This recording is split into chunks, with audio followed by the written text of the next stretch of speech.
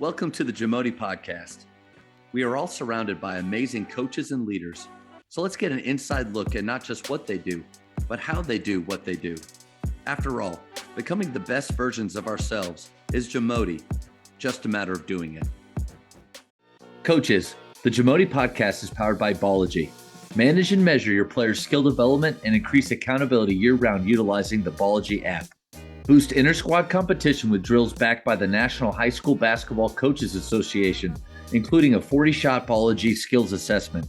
Please visit ballogy.com/teams for information on how you can provide this resource for your team. The first thing is getting to know a little bit more about you as a coach is really about your program. What would one thing that you would say that makes your program different? Our style is really different. You know, we're pressing, makes and misses. When I was in fourth and fifth grade, I used to watch Nolan Richardson and watch his Big Nasty and Corliss Williamson and that whole squad. I thought they were nuts, but man, it was fun to watch. You know, it was snowing outside, and I had a whole Arkansas jersey, top and bottom shorts, and tube socks back in the day, knee highs, and it was snowing outside. I would just go outside and play basketball.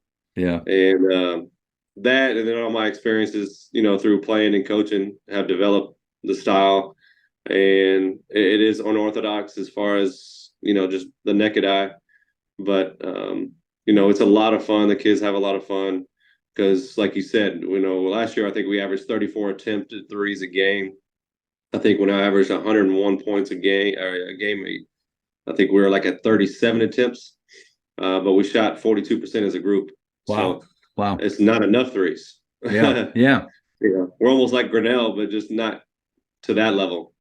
Well, the fact that your percentage is so high, I think, in my opinion, makes you different than Grinnell. Knowing a little bit about that style and that system, you don't really care about percentages. The more you take, the more you make. Yeah. But for you, that's actually true because you guys shoot such a high clip. Yeah, if you could get 5 to 10 more attempts a game, that would really translate. Yeah, no doubt. So we got to play faster, and the only way I know how to play faster is if our defense gets a lot better, because a lot of our stuff's in transition. You know, we get a lot of open looks through driving kicks. We don't have a lot of over-the-head passes while we're running, catching threes.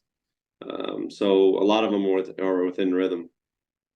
That's a good point about the defensive side. I just had a talk with Jeremy McFerrin a little bit about this morning.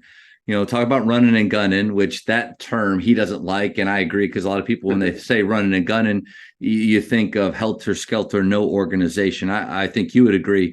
The faster that you play, the more organized you have to be, or else it will just completely implode.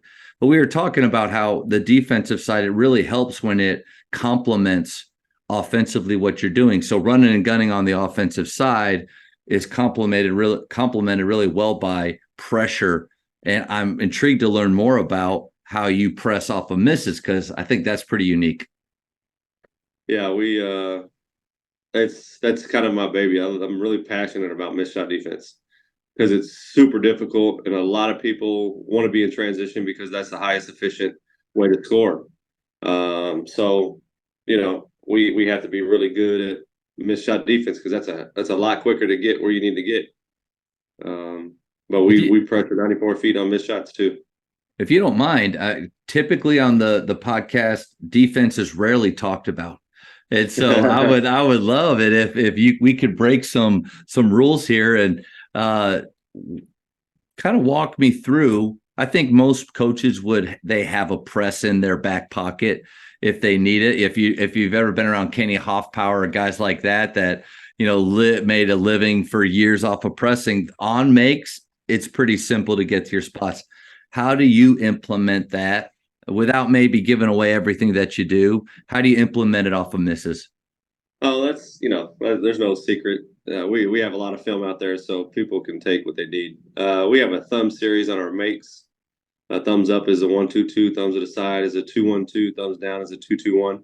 And we do it on the fly because there's only one person moving within those. Just different angles, same trapping spots, a little bit of different principles, but you know, that's kind of on makes, and that's a lot easier. And then on misses, we it's miss shot defense, but we label it just like we would offense. Like, if there's a one, you got the point, two, three, right side, left side, 4, 5, rim run, trail. So we do the same concept on the defensive end. We have what we call as Cobra, and that's the guy that immediately picks up the ball. Wherever the outlet pass is, that guy's designated to turn them. Then we have the point guard. We send four to the glass because we're pressing and we're aggressive and we're, more shots, more attempts. And so our point guard is always back. We call it the Eagle Head because we're the Eagles and that's what's in the middle of our floor. So you can kind of play with it a little bit. Terminology is big. The lion head. Yeah. You can do all that. But so, and then our 3-man is the top of the key and they have opposite. Most people have a numbered break of some sort. There are a few people that are transitioning to 5 out in transition, but we adjust to that. Then we have the 5-man rim run. The 4-man is actually got the rebounder because most of the time the rebounder is probably a somewhat of a big, not the point guard typically. So it's almost a man and a half with the outlet pass. So they're not doubling. You can play with it a little bit, but your midline, ball line, and you got the middle, and the guy that has the Cobra is splitting the inside foot, so they have to bounce it outside the volleyball lines. Because most good guards, get to the middle or pitch it up the sideline. Yeah. So you got the Cobra who's got the ball you pick up, ball pressure, because we want them to bounce, so we want to get beat. We don't want them to pass it up. We have the 4-man who's also helping the Cobra, who's probably got the trailer more times than not. We have the point guard that's already back, who's got the first pass up the sideline. So that's most good guards will have an outlet pass, look up the floor, and pitch it. So my point guard's already taken that away. My 3-man's at the top of the key, who's always got opposite, and then my 5-man's at the hole. So we're built into jobs, 5 on a side already, and everybody's covered. You might have a different guy in transition every time, but you're doing your job. If you do your job, your man will run right to you. So we try to take all the thinking out of it, and there's no excuses where you need to be and who you have. But as you know, coaching a while and playing the game at a high level, that it's very, very difficult to do that in transition. Mm-hmm. How often, I mean, what percentage of the time would you say you're getting 2 spots with the matchups that you're supposed to have, as opposed to, golly, they both ran to the opposite side, or no one is like I think what would be really annoying to you is if they're able to get it to their point guard and just up it right to half court or the sideline really easily without any friction. How often do you feel like you're getting to good spots? We do a pretty good job. I was watching film because I spoke in Memphis last week about it, and the more and more I watch film, the more and more I was like, man, we don't spend enough time on defense, and we literally are on defense 98% of the time in every practice.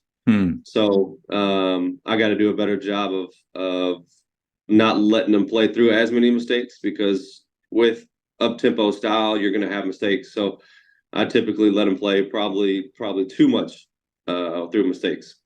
So I probably just need to tweak that a little bit or stress different things to be really good at missed shot defense. But at the end of the day, if you got dudes that can do it, anything's really good.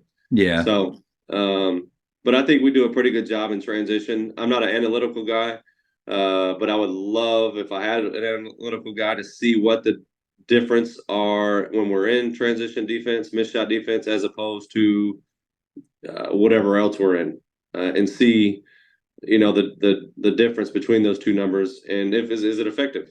Yeah, like possessions where you're just back and it's really just a half court 5-on-5 possession, as opposed to where you're up and speeding them up. That would be interesting to see. Yeah, what's the difference in outcomes there?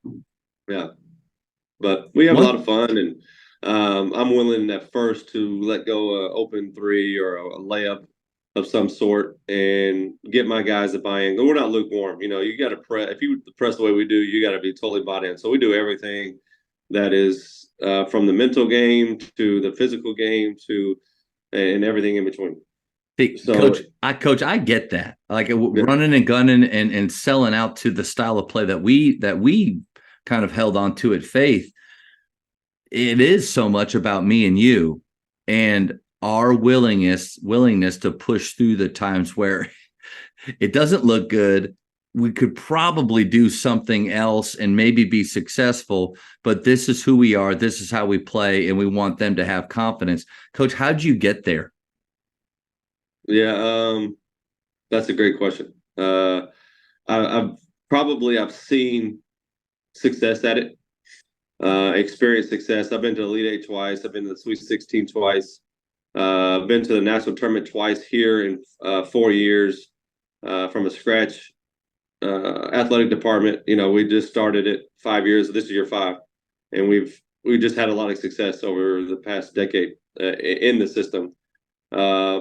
Plus, also my scholarship situation is interesting. It's not fully funded like a lot of schools, but we're beating people. We're beating Division Ones that have got 12, 13 fulls.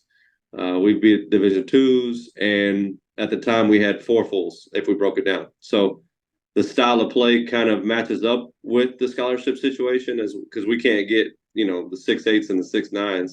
Yeah, but I can't have those guys anyways. Even if I could, I like to have dudes that are tough, are super competitive, and got really good motors naturally. And then I think myself can get the student athlete, a lot better basketball skilled player. Yeah. But teaching a kid a dog and teaching a kid motors and stuff like that is very, very difficult if they don't want to. Thank you for checking out today's episode. Please take a moment to subscribe to this podcast, share it with your fellow coaches, and find us on social media for what's coming up next on the JAMODI podcast. It's just a matter of doing it.